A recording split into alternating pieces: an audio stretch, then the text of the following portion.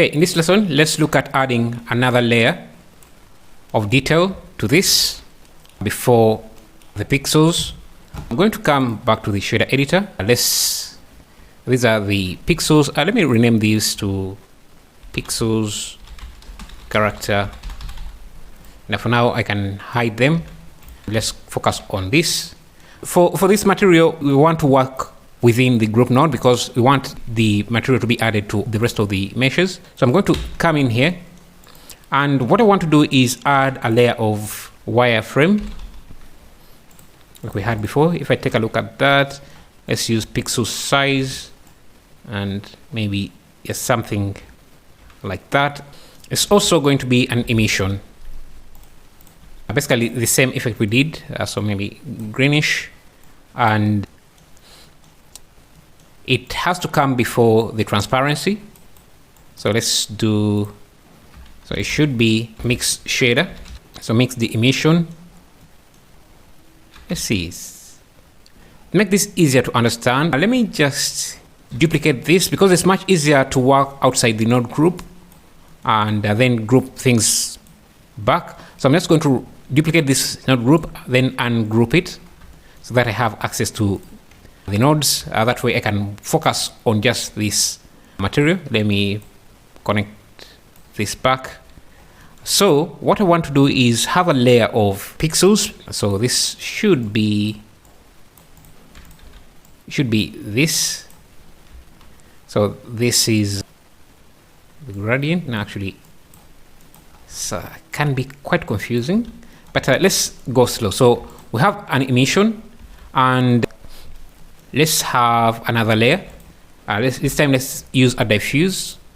Let's give it a darker material, dark like that. Let's use a glossy so that it gives us a reflective material. Something like this. Blend the two, but use the wireframe to have a layer of these wires. I need this to be inverted or swapped, so that we have a something like this, a wireframe like this. That's great. Maybe we can even add some extra detail to this, but let's first see how this is going to be blended with this. So remember our gradient, this here. We can use a mix node, a mix shader, to blend what we have here and this using this gradient. So you can see how we get a blend from this to this, and I can adjust where this gradient is, where this mesh is starting from, by just playing with this gradient here. Okay. Now, after this, I think, before this layer, let's create another effect, and that is going to be, there is the Voronoi texture has some interesting patterns. If I take a look at that, I think this is under the Manhattan, is it? Is the Manhattan preset or the Chebchev? It has this digital-like pattern that can be quite interesting. So I'm going to use our ramp to adjust the contrast, and you can see it gives us this sort of pixel-like effect. And I think, let me see, if I change this to constant, we can have multiple colors. So this is dark, this is gray. You can easily create multiple colors.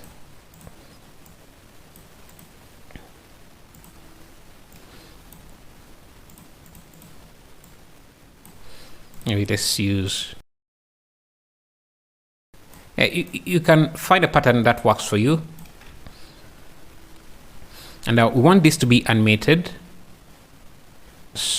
So I'll change this to 4D and just animate the Y value. No, actually, let's keep it to 3D and use the vector coordinates. So Ctrl T and just animate the Y position. So to make things a bit simpler, so I'm going to use the driver hash frame and divide this by 50 to slow down the effect. I want it to be in the opposite direction, so I will use a negative. Let's do 100, just like that. So before even we get this layer here, we could use, let this be another emission value and another emission shader.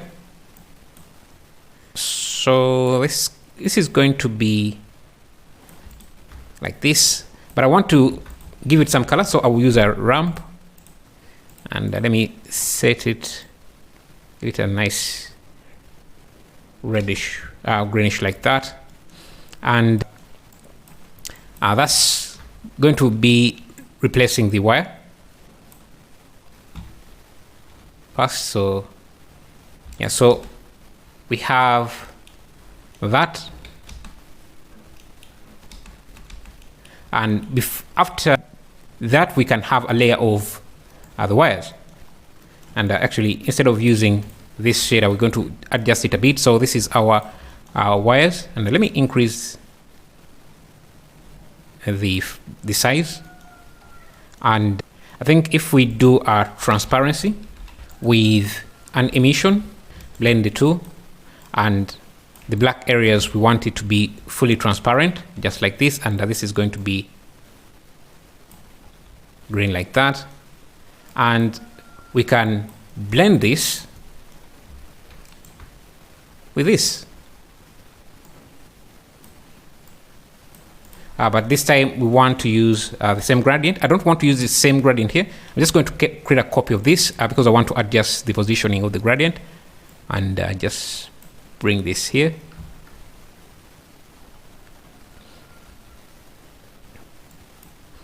So this is our original, this is our wireframe, and this is the mix, though I'm not sure why I'm not seeing the, oh, this has to be the color. Yeah, so now you can see we get a nice transition, but I need to raise this a bit. And you know what, I think, so we have, let me see, where is this? I think we can add more detail to this by using a principal shader instead of the emission, and just use the color in the emission node that replace this. But this should be the color, and it should also be the base color. Okay, gives us the same effect, but now we can use this mask as the bump to add another layer of detail to the normal. Let's see if that will help. So now, yeah, you can see we get this nice digital transition. And again, lastly, we want to have to hide the top part as well. So here is where is our, oh, so this is our wireframe. So we need another gradient. So I'm just going to duplicate this and just another transparency mixed with this, but this time using this as the gradient. Okay, so, but this time I think I'm just going to raise this a little bit. Yeah, so that we have that. But another thing I want to do, I don't want this to be a clear gradient, a straight gradient like this. You can see it's almost like it was cut by a knife. So I can mix this up by, let me use the math node here and just use a noise texture to mix up the gradient so that it's not plain. Now let's take a look at just the gradient. I think, no, let's just mix up the gradient with a vector math here instead of, so it should, let's see, I need to use another math node here, subtract to center the noise, and that should help a bit.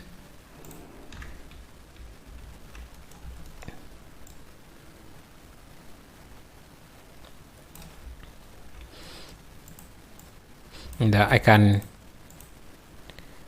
multiply this or scale the gradient the noise down so that I reduce its influence.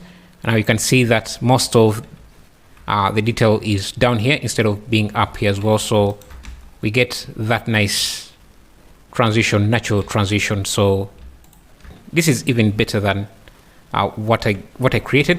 But we have to group this again so that is applied in the other material sets.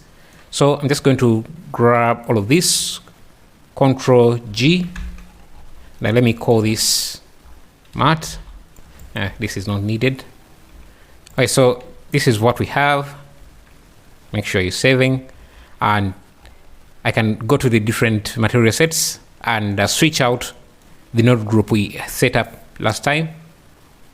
So this we have to switch it to matte. Go to the second one. It's a heavy shader, so it takes a little bit of time to process. So switch this as well, and finally switch that. So now, we get that, which I think looks even better. So now if we bring back the pixels, we get something like that.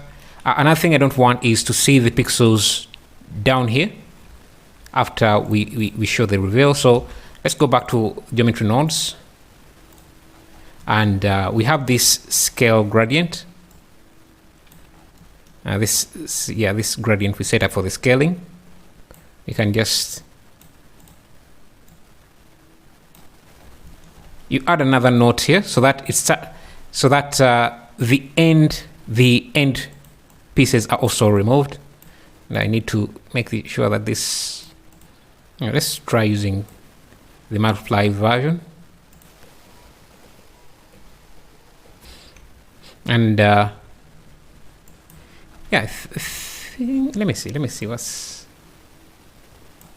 I think if I use a math node here or another multiply, I can basically adjust the positioning of these gradients. Or let me just use an add. You can adjust the positioning of these points.